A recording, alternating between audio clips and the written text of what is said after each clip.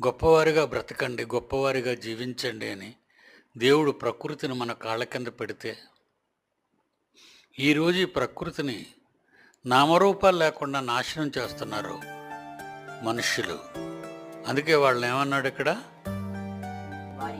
వారి అవివేక హృదయం, బుద్ధి లేని హృదయం, వాళ్ళ వివేకం లేని హృదయం చీకటైపోయింది.